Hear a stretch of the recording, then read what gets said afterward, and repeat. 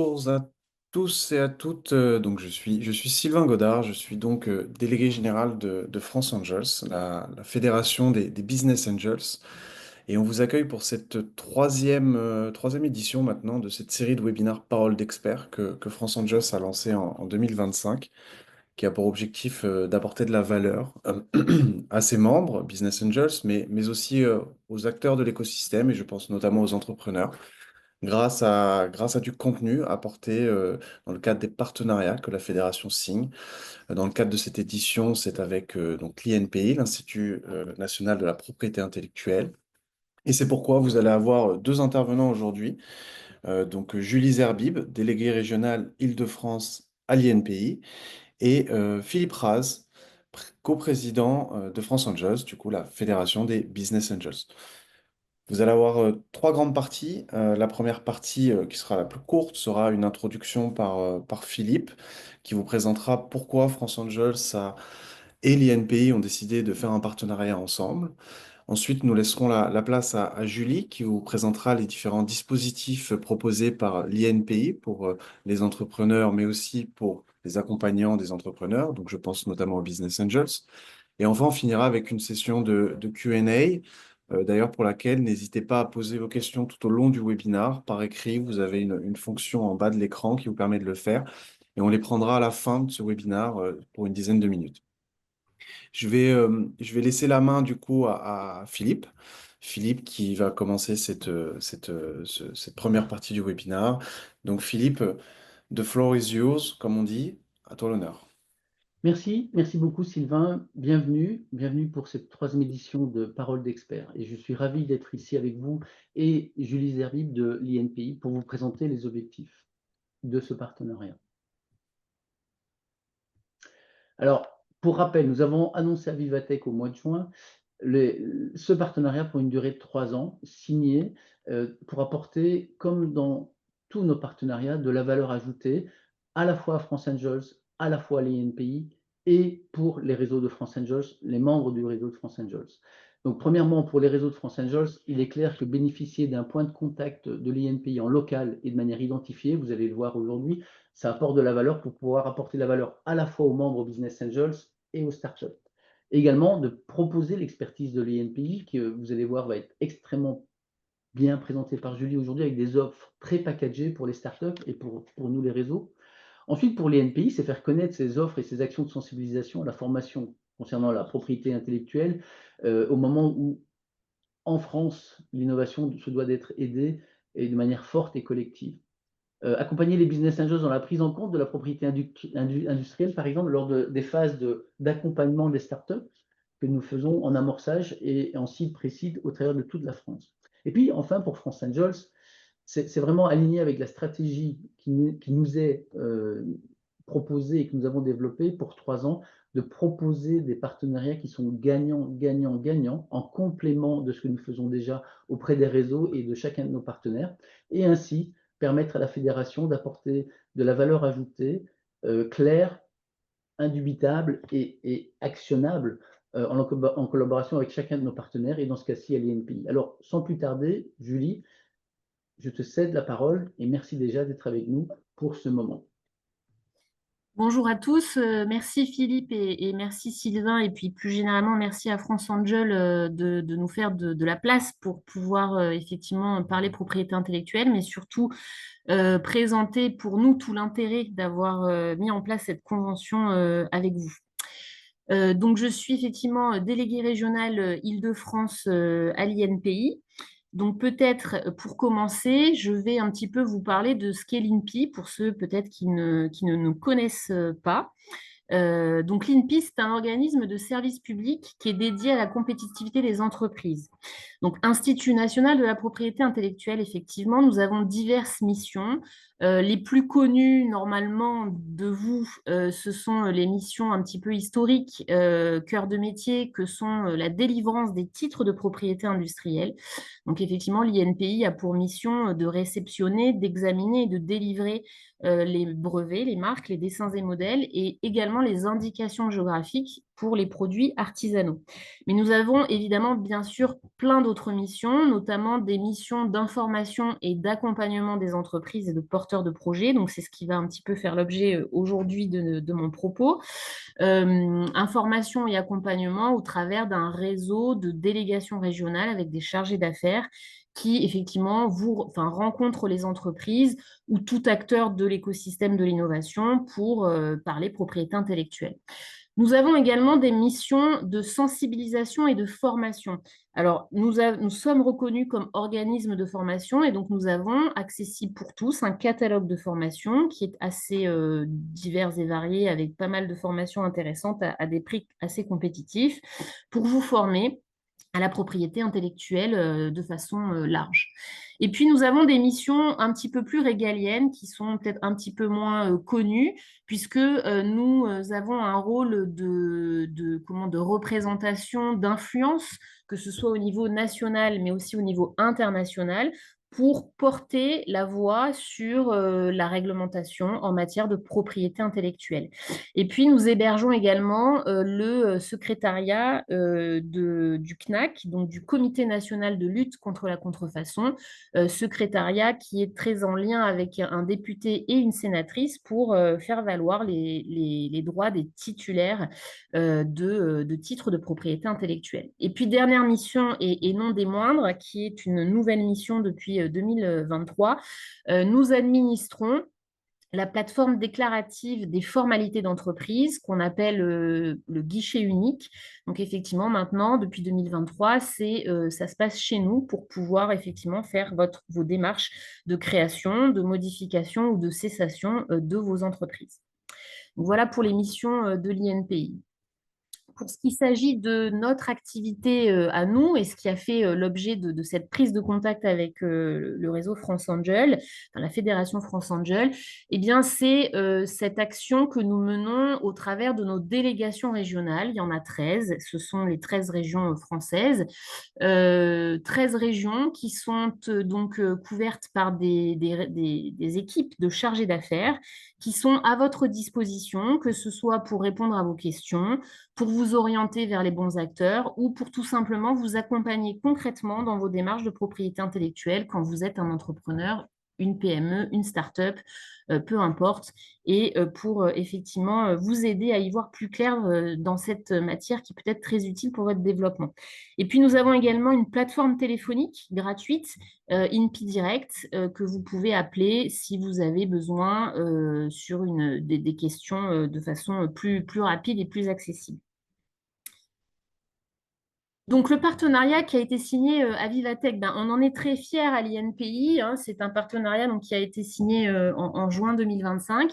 On en est très fiers pour deux raisons. La première, c'est que ça nous change un peu de nos partenariats habituels qui sont peut-être un petit peu plus institutionnels. Donc pour nous, c'est vraiment tout à fait nouveau et tout à fait enthousiasmant de pouvoir s'adosser à un acteur un acteur majeur du dynamisme et du soutien à l'innovation que représente France Angel. Et puis, c'est complètement dans la cible de l'INPI, puisque nous avons à cœur de pouvoir accompagner et de pouvoir promouvoir la propriété intellectuelle auprès des jeunes startups, puisqu'on est convaincu effectivement que c'est une garantie pour les investisseurs, mais que c'est aussi un outil qui est au service de la souveraineté nationale.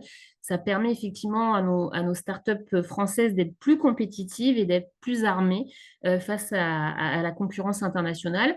Et puis, ça permet effectivement de contribuer à développer avec vous un écosystème de l'innovation de croissance qui permettra de répondre aux enjeux industriels, environnementaux, sociaux, et notamment, ça peut faire écho effectivement au programme France 2030 qui œuvre beaucoup en ce sens.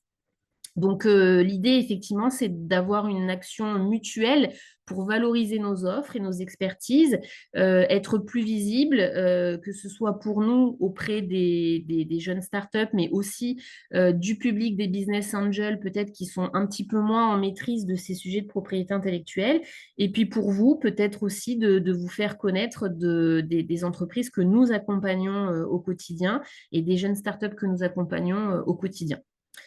Donc voilà pour les enjeux du côté de l'INPI. Alors maintenant, si on rentre un petit peu plus dans le vif du sujet, je voulais vous présenter un petit peu des chiffres très rapidement. C'est un extrait d'une étude de l'Office européen des brevets qui a été fait en 2023. C'était pour vous montrer qu'il y avait quand même une dynamique de dépôt de brevets. En France, 42% des startups déposent des dossiers de propriété intellectuelle.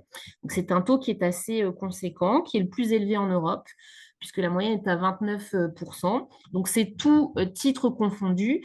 96% des startups françaises en phase finale de financement détiennent des brevets européens. Donc, brevets européens au sens de, donc c'est des brevets qui soit ont été déposés en France et ensuite étendus en Europe, soit des brevets européens directs. En tout cas, il y a des secteurs évidemment qui sont plus porteurs que d'autres quand on parle de brevets. Évidemment, les biotech sont en pôle position. C'est vraiment le domaine dans lequel nous avons le plus de dépôts de brevets, mais également tout ce qui est développement durable et santé sont aussi des domaines assez porteurs en matière de brevets. Alors, j'ai pas mis de slide à ce sujet, mais quand même, sachez qu'il existe aussi des études qui démontrent un lien évident entre détention de portefeuille de titres et de brevets et évidemment chance de lever des fonds, chance d'obtenir des prêts en mettant en garantie évidemment son portefeuille de titres. Aussi un corollaire évident entre détention des droits de propriété intellectuelle et augmentation de la masse salariale ou tout simplement augmentation du chiffre d'affaires. Donc ça, c'est des études qui ont été faites par des cellules économiques dans différents pays. Donc c'était pour vous prouver effectivement de l'importance de la matière quand on parle de développement économique. Alors, je voulais, avant de présenter la gamme que l'on propose pour effectivement accompagner les acteurs de l'innovation dans leur démarche de propriété intellectuelle, peut-être situer en quoi cette propriété intellectuelle, elle peut être utile dans un processus d'innovation. Très rapidement, c'est une frise qui a été un peu dessinée à gros traits, mais quand même, ça reprend toutes les étapes majeures d'un processus d'innovation pour une start-up, puisque pour tout projet, tout commence par une idée. Tout commence par une idée et on va ensuite avoir différentes étapes clés au cours desquelles, évidemment, il y aura plein de sujets à aborder. Mais finalement, la propriété intellectuelle va pouvoir aussi vous apporter des billes à vous en tant que dirigeant, mais également, pourquoi pas aussi pour les investisseurs, pour pouvoir effectivement orienter les décisions dans ce développement et dans cette projection de développement d'une entreprise. Donc, puisque au départ, l'idée, il va falloir effectivement comment l'éprouver, savoir si c'est une bonne idée, savoir si on confirme la direction qu'on veut prendre, savoir si le champ n'est pas déjà miné, et bien savoir avec qui collaborer parce qu'on a identifié qu'il y a des gens qui déjà travaillent sur une idée semblable. Et bien les bases de propriété intellectuelle, qui sont des bases d'accès gratuites, sont des outils à votre disposition dans cette phase de recherche et de sélection. Donc, il ne faut pas s'en priver. C'est une mine d'or en termes d'informations technologiques, mais aussi d'informations économiques. Et donc, vous pouvez, à ce moment-là, effectivement, avoir déjà recours à la propriété intellectuelle.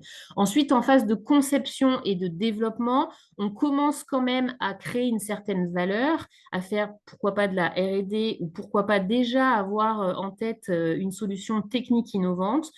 Il va falloir commencer à affiner notre proposition de valeur et savoir ce qu'on va faire et donc sélectionner les outils de propriété intellectuelle qui vont être à votre disposition pour commencer à concrétiser et matérialiser le projet. Une start-up, en général, elle n'a pas grand-chose comme actif matériel. Par contre, elle peut faire valoir et mettre en avant des actifs immatériels, justement par tous ces outils de propriété intellectuelle qui vont lui servir dans l'élaboration de son projet.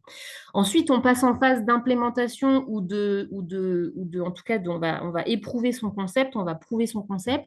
Et donc là, on commence à interagir avec des tiers, que ce soit à l'extérieur, que ce soit avec des sous-traitants, avec des prestataires externes pour pouvoir mettre en place tout cela.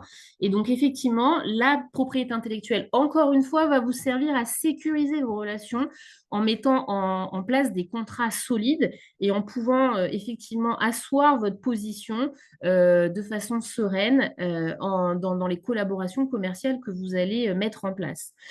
Ensuite, évidemment, on souhaite la réussite, donc le lancement du projet et le passage en phase d'exploitation commerciale. Donc là, on cherche du financement, on en est souvent à un deuxième tour, voire troisième tour de levée de fonds.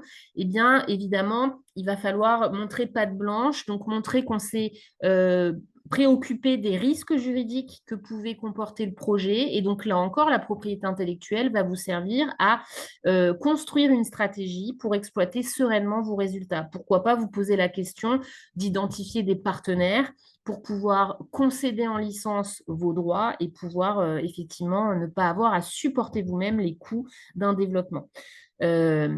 Ensuite, vous pouvez passer effectivement, pourquoi pas, en phase de revue de produits. Ça peut être intéressant et c'est même, à mon avis, obligatoire dans l'idée de se dire que une fois qu'on a fait tous ces efforts, que ce soit d'investir de l'argent pour faire ces démarches et pour tous les travaux qui ont été faits d'idéation, de développement, etc., un tableau de bord et une revue de produits peuvent être intéressants pour pouvoir effectivement faire vivre tous ces droits, peut-être renouveler certains, en abandonner d'autres, optimiser en tout cas vos portefeuilles et effectivement voilà, commencer à tirer profit de toutes ces démarches. On souhaite ensuite effectivement un passage à l'industrialisation, en tout cas pour les projets qui sont dans une dynamique industrielle. Et donc là, encore une fois, il peut être intéressant de commencer à avoir cet abord un peu financier des actifs immatériels et pourquoi pas aller sur une étape de valorisation de ces actifs. Et donc, sachez qu'on peut donner une estimation financière à ces actifs immatériels et donc à pouvoir effectivement voilà, donner une idée de ce que représente le projet et comment ça peut être valorisé auprès de racheteurs, par exemple. Et puis, le dernier point, j'ai mis perfectionnement. Perfectionnement, pourquoi? Parce que ce processus, il est en continu. On ne peut pas s'arrêter là. Les plus belles startups, les plus belles réussites, ce sont des processus d'innovation en continu. On ne s'arrête pas là. Et donc, effectivement, se poser la question du perfectionnement de son produit, de son service, de sa solution technique. Et donc, on repart sur les bases de données, les études avec les outils qui sont à votre disposition pour appréhender votre environnement concurrentiel. Donc voilà, ça c'était pour vous présenter un petit peu, finalement on parle de propriété intellectuelle, je vais vous présenter tous les services, mais finalement pourquoi et pourquoi s'en servir et pourquoi c'est important, c'est un peu l'illustration concrète au travers de cette frise. Juste pour vous donner une indication, j'avais normalement des petites vignettes qui vont s'afficher à l'écran sur les estimations financières, entre guillemets, de ce que ça peut représenter en termes de coûts pour faire ces démarches, puisque ces démarches-là, il y en a qui sont évidemment avec notre aide gratuite et on peut vous aider même financièrement, mais quoi qu'il en soit, il y a un acteur qui est un peu incontournable, c'est le conseil en propriété intellectuelle ou l'avocat. En tout cas, voilà, ce sont des cabinets d'experts qui vont vous accompagner plus avant sur certaines démarches. Donc, ça a un coût. Donc, c'est à la louche, évidemment. Hein, c'est pas gravé dans le marbre. On est sur des estimations pour des entreprises, pour une entreprise qui aurait à minima un titre, un brevet, une marque, par exemple, une extension à l'international sur 2 ou 3 pays. Hein, donc, on est vraiment sur une petite moyenne. En tout cas, sachez que pour des études de liberté d'exploitation et des études de brevetabilité, vous pouvez trouver des tarifs qui vont de 4 000 à 10 000 euros. Pour les dépôts en tant que tels et un dépôt, par exemple, de brevets français, vous pouvez avoir des tarifs qui vont de 4 000 à 6 000 euros. Alors, pourquoi des fourchettes? Parce que ça va dépendre aussi des domaines dans lesquels vous vous trouvez. Hein, il y a des domaines d'activité qui sont plus complexes, qui sont plus concurrentiels, donc ça va demander plus de travail au cabinet. Pour les contrats, pour un forfait de divers contrats de licence, contrats de cession, un contrat, pourquoi pas, d'innovation collaborative, il faut compter entre 3 000 et 8 000 euros. Pour la stratégie à l'export et donc les extensions de titres, on est sur un brevet à étendre sur 2 ou 3 pays en Europe de 10 000 à 15 000 euros. Pour tout ce qui est veille et défense précontentieuse, on est sur des budgets, des forfaits annuels en général qui peuvent aller de 2 000 à 5 000 euros. Et enfin, sur l'évaluation financière des brevets, ça peut aller de 5 000 à 10 000 euros selon la taille de votre portefeuille, évidemment, et encore une fois, du domaine dans lequel vous vous situez. Voilà, et donc par la suite, l'idée c'était de vous présenter, voilà, une fois on a parlé de tout ce qu'il faudrait faire idéalement pour avoir un développement optimum de vos projets, eh bien l'INPI met à votre disposition une série d'aides et d'accompagnements que vous pouvez proposer, dont vous devez parler aux startups que vous rencontrez. Et startups, vous devez en avoir connaissance pour ne pas hésiter à les activer. Donc, ces accompagnements sont voilà, nombreuses. Elles sont silotées selon, enfin pas silotées, mais en tout cas, elles ont été pensées pour être adaptables à chaque étape de développement du projet.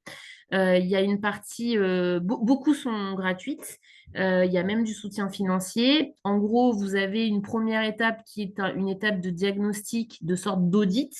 Ensuite, il y a des programmes spécifiques selon la typologie de l'entreprise. Il y a le soutien financier. Et enfin, les 2 derniers qui sont des produits plus orientés stratégie, à plus forte valeur ajoutée et qui vont vous permettre, quand vous en êtes là, voilà, de mieux comprendre à quoi ça peut servir en interne, de structurer des choses en interne et de commencer à prendre des décisions stratégiques sur votre propriété intellectuelle. Alors, pour les passer en revue, j'en ai sélectionné quelques-unes de ces prestations. La première, c'est le pré-diagnostic propriété intellectuelle. Donc, c'est un produit qui est complètement gratuit. C'est un produit qui permet effectivement déjà de provoquer un échange entre l'entreprise et l'INPI, un échange au cours duquel le chargé d'affaires va vous écouter et à l'issue duquel de cet échange, on vous remettra un rapport écrit qui fera un état des lieux du projet et des forces et faiblesses en matière de propriété intellectuelle et surtout des recommandations pour pouvoir mettre en place des choses et les actions un peu prioritaires à mettre en place. Ce produit, il est complètement gratuit. Néanmoins, il a été valorisé à hauteur de 1500 euros, sachant que ce sont des prestations, enfin, c'est une prestation que l'on fait en interne, mais que l'on peut faire aussi à l'externe par des cabinets. Et donc, à ce moment-là, on rémunère le prestataire 1500 euros.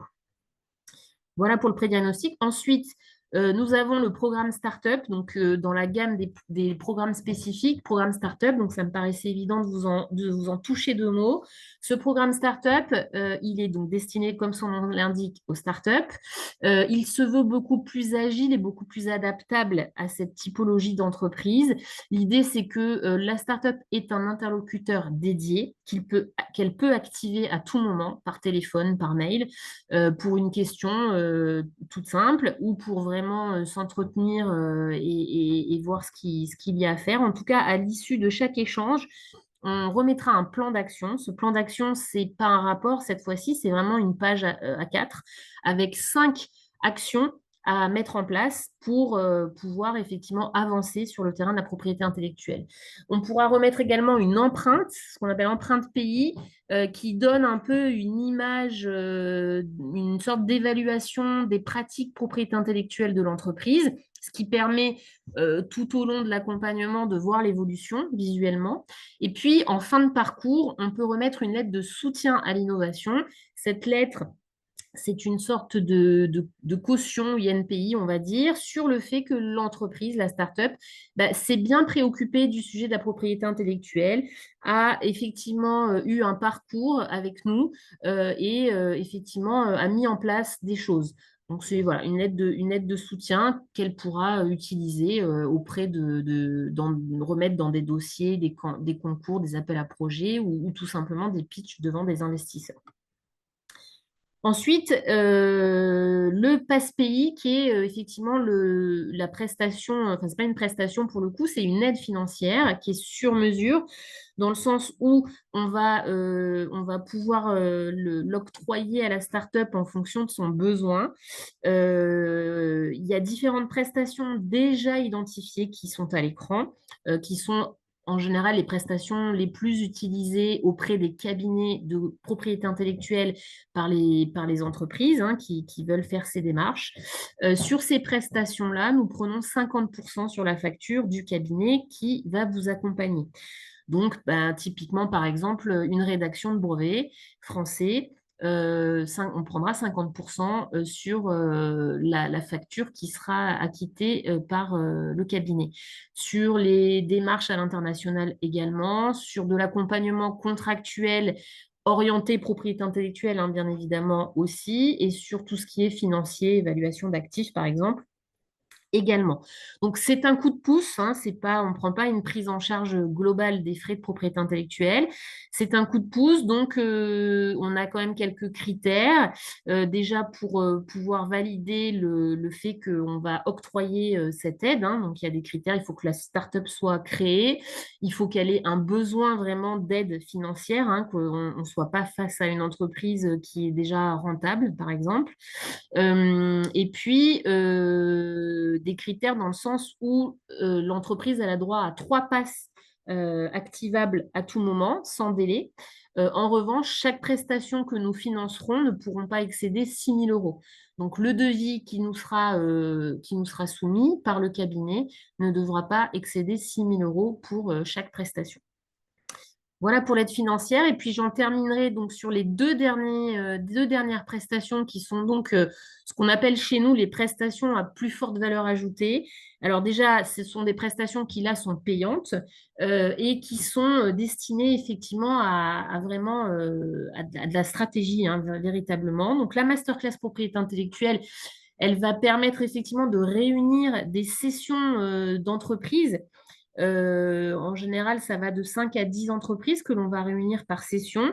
Ces sessions, elles sont organisées dans chaque délégation. Donc, vous avez accès à cette prestation partout en France. Hein. Pour exemple, à Paris, la prochaine session, elle aura lieu en février 2026. Du coup, les entreprises, elles vont avoir accès déjà à 2 journées collectives où elles vont être réunies ensemble et elles auront accès à des directeurs propriété intellectuelle de grands groupes, de PME ou de start-up à succès qui viendront témoigner en quoi la propriété intellectuelle leur a été bénéfique, comment ça a été structuré dans l'entreprise, comment ça a été utilisé pour optimiser le développement. Elles auront accès aussi évidemment à des avocats, à des CPI qui viendront parler sur l'aspect contentieux, sur l'aspect stratégie. Et puis surtout, pendant 6 mois, elles pourront planifier des coachings dans l'entreprise, donc avec le chargé d'affaires qui les suivra. Elles pourront identifier 4 thématiques de leur choix. Là, il n'y a pas de liste limitative, hein, c'est vraiment 4 thématiques de leur choix. Et nous, INPI, on se débrouillera pour leur mettre un coach qui viendra dans l'entreprise pour former autant de monde que de besoin sur la thématique identifiée au préalable. Et puis la session se terminera par une dernière journée collective avec différents intervenants en fonction des sujets d'actualité pourquoi pas, ça peut être l'intelligence artificielle, ça peut être la cotation des startups à la Banque de France, ça peut être voilà, diverses choses. Voilà. Et puis la dernière prestation, la cartographie des brevets, dernière prestation qui est également payante.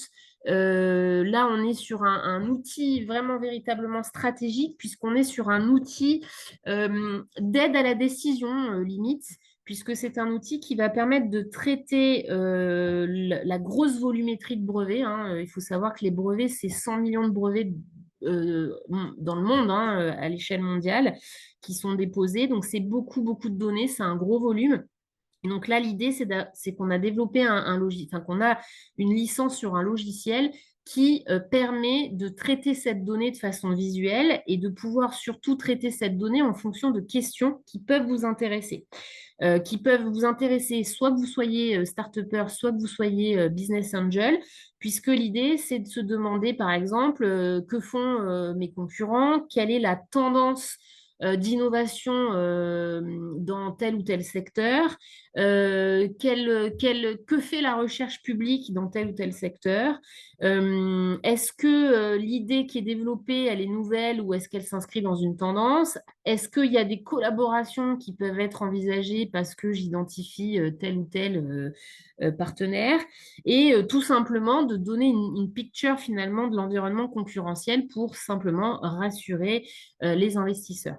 Donc voilà concrètement comment ça s'illustre. Il y a des visuels. Donc, c'est la slide d'après, voilà. Donc, du coup, vous avez effectivement ces espèces de cartes d'état-major, un petit peu, avec des zones qui sont plus foncées que d'autres. Donc, évidemment, les zones foncées, c'est là où il y a une forte concentration de brevets. Donc, l'idée, c'est d'interroger le logiciel avec des mots-clés. Ces mots-clés, l'entreprise va les identifier avec l'INPI. Donc, il y aura évidemment des interlocuteurs dédiés à l'entreprise pour cette prestation. Les mots-clés qui, en général, correspondent à la classification internationale des brevets, donc c'est des mots-clés assez techniques. Et donc, une fois qu'on a rentré ces mots-clés, on va pouvoir interroger, demander quelle est la tendance R&D du secteur, par exemple. Donc là, on voit les mots-clés apparaître, on voit la densité qui va correspondre aux zones de montagne ou au contraire aux zones un peu plus bleues, océan, où il y a moins de concentration. Chaque petit point rouge ou petit point vert va être les brevets en question. Donc, on pourra après aller cliquer dessus, affiner, avoir accès aux documents, avoir de l'information.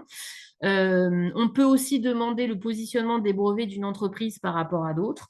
Donc, pareil, voilà, ça s'illumine, c'est visuel, c'est visible. Et puis, évidemment, à l'issue de ça, il y a un rapport qui vous est... déjà, il y a un échange en temps réel en manipulant l'outil avec quelqu'un de l'INPI. Et puis derrière, il y a un rapport qui vous est donné et qui vous donne des éléments pour voilà, soit vous aider à décider, soit à fournir auprès d'investisseurs. Donc voilà pour la dernière prestation à valeur ajoutée. Donc évidemment, tout ça, c'est à disposition de tous. Il ne faut pas hésiter à activer tout ça. Pour activer tout ça, il faut le demander directement à vos contacts identifiés par exemple en région. Donc, vous avez la liste là à l'écran, mais vous avez surtout un QR code que vous pouvez scanner et qui vous donnera accès directement à l'identification des personnes que vous pouvez contacter selon la région où vous vous trouvez. Voilà, et donc pour terminer, déjà merci de votre écoute. Donc le fameux petit QR code pour être accompagné à l'INPI, vous aurez toute l'information que je viens de vous présenter. Et je passe la parole peut-être à Philippe pour effectivement les autres QR codes qui renvoient, je crois, à votre réseau.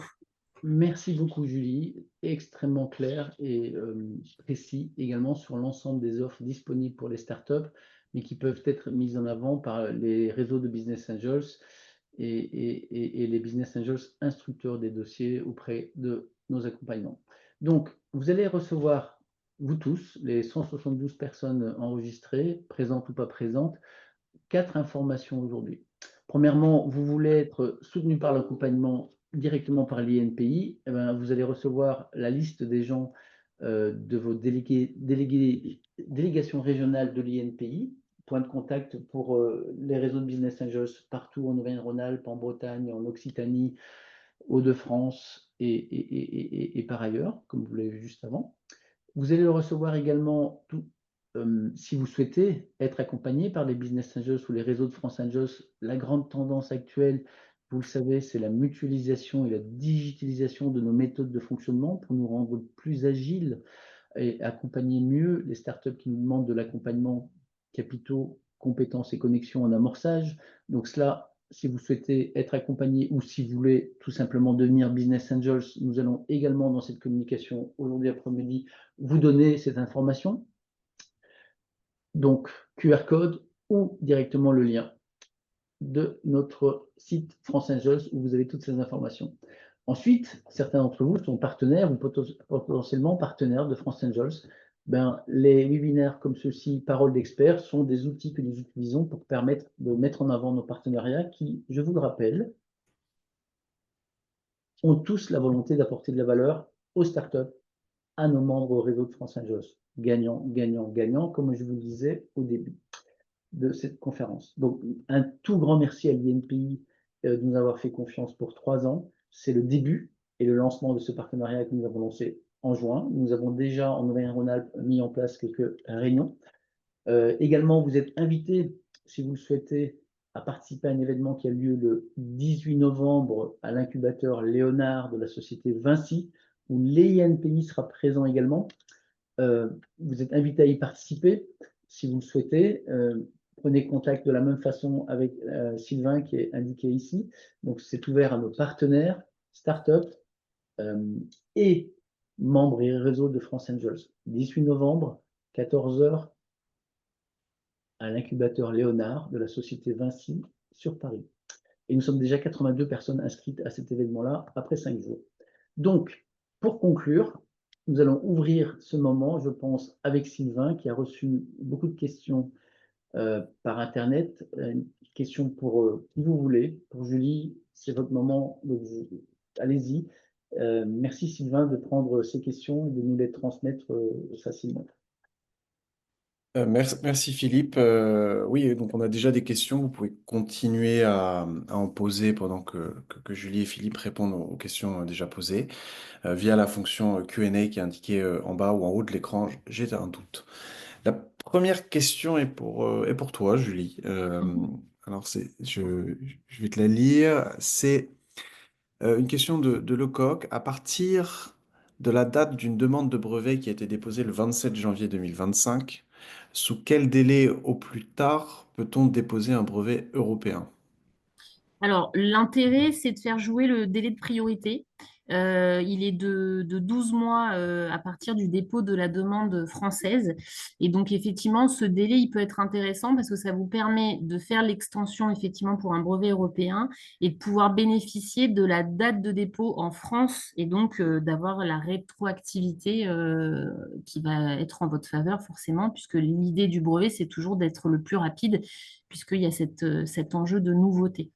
Donc, je dirais ça. Ensuite, s'il y a besoin de creuser un peu plus par rapport, parce que j'ai l'impression que c'est un cas concret et un cas actuel, n'hésitez pas à prendre contact soit avec moi, soit avec quelqu'un en région, selon où vous vous situez, et on pourra étudier plus avant cette problématique. Et surtout, peut-être, pourquoi pas aider à financer pour l'extension. J'ai une autre question qui va être encore pour toi, Julie, mais ça fait sens vu le webinar. Y a-t-il un intérêt à déposer une demande prioritaire EP Ouais. par rapport à une demande FR puis EP? EP, Alors, j'imagine, c'est Union oui, européenne. l'intérêt, il est peut-être financier déjà dans un premier temps, sachant que le brevet français, c'est un brevet qui est très peu cher, qui revient très peu cher. Alors, pas en termes d'accompagnement par un cabinet, je vous l'accorde, mais en termes de taxes. C'est-à-dire que quand vous déposez un brevet français, vous avez des taxes qui sont très intéressantes et notamment pour les petites structures parce qu'en plus, il y a un abattement, enfin, c'est une réduction de 50% sur les taxes. Mais surtout, quand vous déposez un brevet en France, vous avez un rapport de recherche qui vous est remis. Hein, ça, c'est la procédure habituelle pour les dépôts de brevets. Un rapport de recherche qui fait en fait le rapport de recherche, c'est une espèce de, on va dire, de liberté d'exploitation quelque part, puisque le rapport de recherche, il fait état des documents existants partout dans le monde qui pourraient venir gêner le brevet, c'est-à-dire qui pourraient empêcher que le brevet soit délivré, soit parce que la nouveauté est mise à mal, soit parce que l'activité inventive est mise à mal. Et ce rapport de recherche, il faut savoir qu'il est fait par l'Office européen des brevets. Ce n'est pas l'INPI qui le fait, c'est l'Office européen des brevets. Donc, c'est un rapport de recherche de grande qualité. et qui, du coup, que vous devez payer, puisque dans la procédure, il y a cette taxe qui se rapporte au rapport de recherche et qui vous revient, alors j'ai plus exactement les tarifs en tête, mais qui vous revient quasiment moitié moins cher, voire même encore un peu moins que si vous faites la démarche directement devant l'Office européen, donc directement vous déposez un brevet EP, là le rapport de charge, vous allez le payer plein pot. Et donc c'est intéressant en termes de coût de passer par le brevet français. Et puis surtout, bah, vous avez du coup des éléments qui vous permettent d'acheter un petit peu du temps, dans le sens où en fonction des éléments qui seront ressortis du rapport de recherche, eh ben, vous pourrez identifier déjà peut-être des zones problématiques, des pays problématiques, des concurrents problématiques, et donc affiner votre réflexion tout en ayant ce délai de priorité qui va vous couvrir sur l'antériorité. Donc ça peut être, c'est à mon sens l'intérêt de passer d'abord par un brevet français. Merci. La prochaine question est pour toi, Philippe. Une question de Guillaume qui demande, en tant que Business Angels, comment profiter des apports du partenariat entre l'INPI et France Angels? Oui. Bien, en fait, c'est très clair et merci de cette question. En tant que business angel, vous faites sans doute des accompagnements, des instructions, d'analyse de start-up dans votre club de business angels en région ou un réseau affinitaire ou un réseau national en thèse d'investissement. Vos apports sont de triptyque: capitaux, compétences et connexions. C'est notre raison d'être et notre façon de travailler. Eh bien, France Angels, avec ce partenariat au niveau de la fédération de l'INPI, met simplement une corde supplémentaire à votre arc pour amener l'INPI dans un cadre bien structuré à la table de la discussion au moment où, dans l'instruction, l'analyse ou la négociation, vous regardez l'angle protection, la protection de la société, ce qu'elle a mis en place, ses brevets, ses façons de fonctionner, ce qu'elle n'a pas encore mis en place. Et donc, en tant que business angel, vous avez une corde supplémentaire pour pouvoir le faire au travers de votre réseau membre de la fédération. Voilà, c'est ce que je dirais. Et je pense que c'est simplement une façon d'ajouter un peu plus de valeur encore auprès des startups que vous accompagneriez, peut-être. Merci, Philippe. Retour à toi, Julie. Enfin, une question posée par un anonyme, donc je ne donnerai pas son nom. Le pré-diagnostic propriété intellectuelle est-il ouvert aux startups non encore créées, donc pas encore créées, pour aider justement à conforter l'idée de la future startup ou pas? Tout à fait. Le seul cas où on demande à ce que la société soit déjà créée, c'est pour l'aide financière. Mais pour le pré-diagnostic, ça peut tout à fait être fait pour un porteur de projet qui n'est pas encore dans une dynamique de création d'entreprise. Donc oui, tout à fait. Et une question de Mustapha qui demande si il lui semblait qu'on ne pouvait pas déposer un brevet EP sans avoir préalablement déposé en France en amont. Est-ce que cette affirmation est vraie ou erronée? Non, il me semble que tu peux complètement déposer un brevet EP directement, me semble-t-il, mais peut-être que ça me met le doute, la question me met le doute. Il faudrait que je vérifie. Est-ce que Mustapha est-ce que toi, tu as le mail de Mustapha que tu pourras me donner pour que je puisse le regarder et répondre? Sauf si quelqu'un de l'INPI est également autour de l'écran et à la réponse. Je Sinon, propose avec les points de contact que tu as donnés, il pourra, je pense, ouais, poser la question. d'accord. Ben voilà, Je vais pas dans n'hésitez l'autre sens. pas, Mustapha, à envoyer votre question. Est-ce que là, j'ai un doute? J'ai une question cette fois-ci qui sera pour vous deux, aussi bien pour Julie que Philippe. Une question de Thibaut qui pose la question suivante. J'ai cru entendre que les valorisations de brevets étaient de moins en moins prises en compte dans les valorisations d'entreprises. Est-ce bien la tendance actuelle? Alors, je ne sais pas, je ne vais pas vous dire par rapport aux tendances actuelles. En tout cas, c'est quand même des choses qui se font pour avoir une idée de la valeur des actifs que les entreprises ont en leur possession.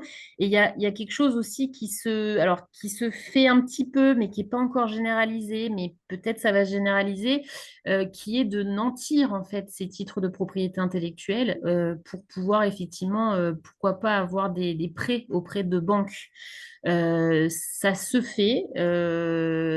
Bon, voilà, c'est pas forcément quelque chose de très généralisé, mais ça peut se faire.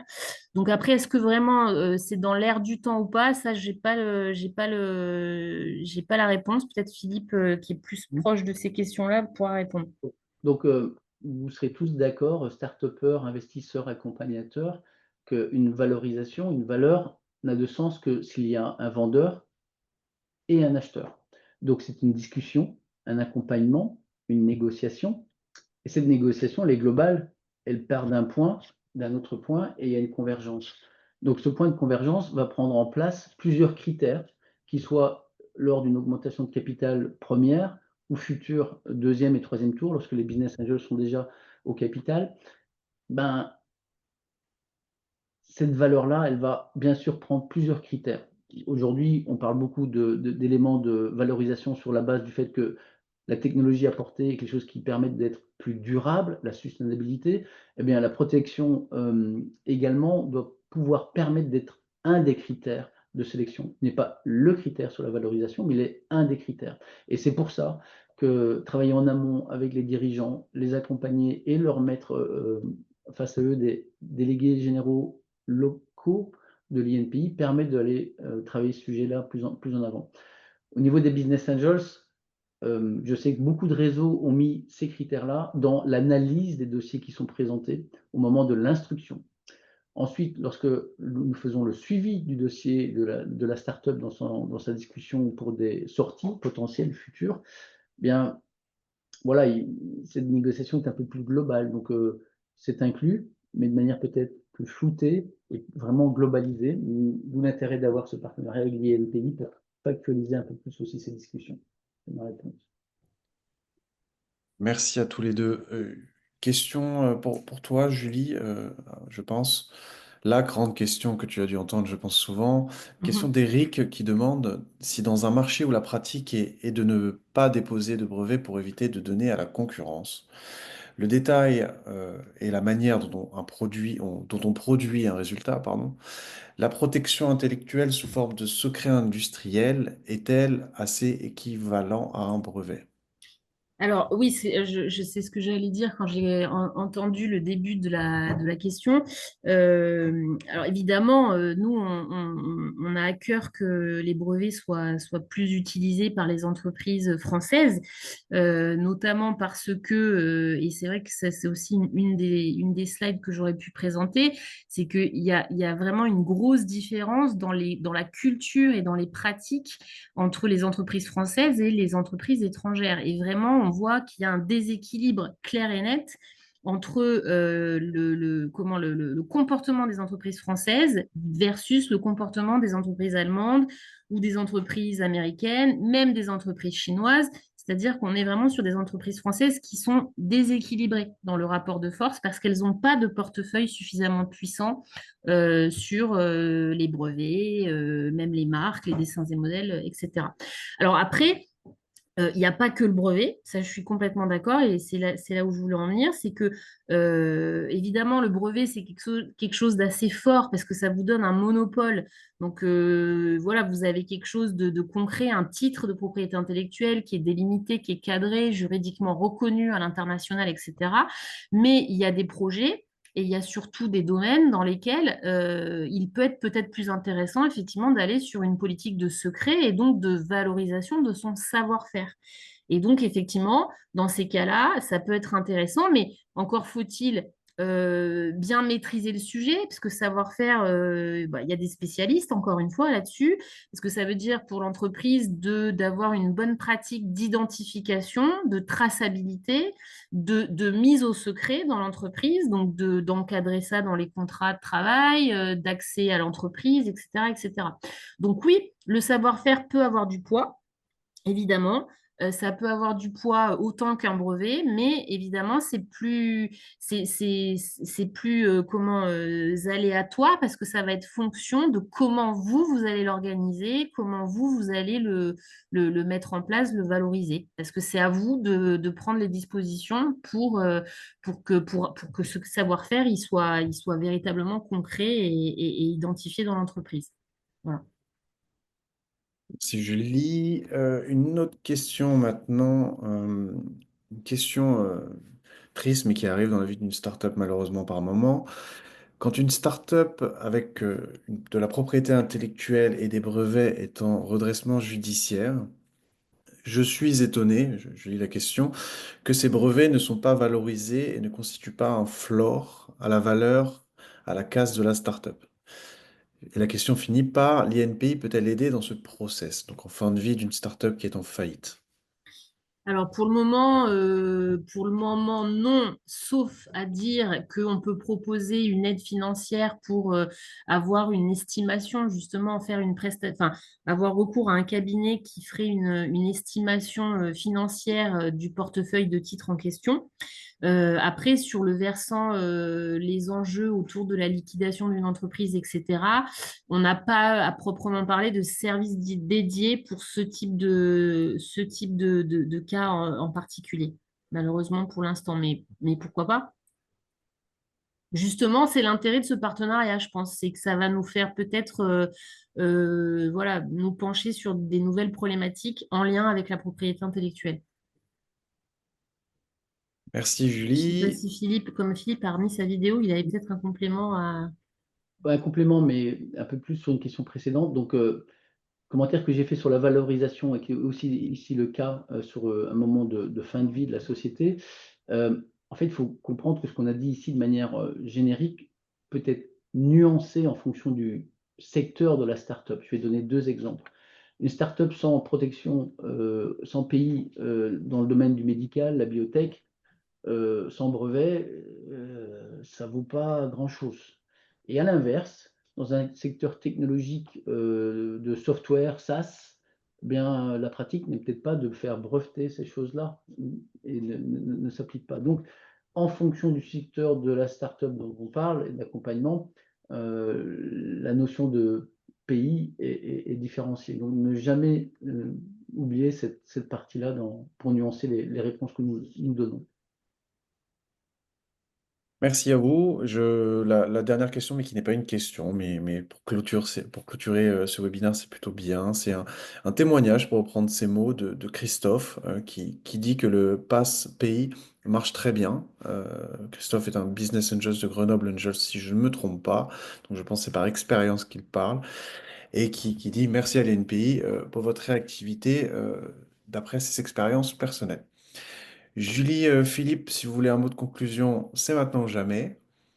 Bah, merci pour l'invitation. On est vraiment ravis de ce partenariat et on espère que ça va fonctionner et on n'a pas trop de doutes là-dessus. On encourage évidemment les prises de contact voilà, les propositions même de participation mutuelle à des événements, etc., partout en France, hein, pas qu'à Paris.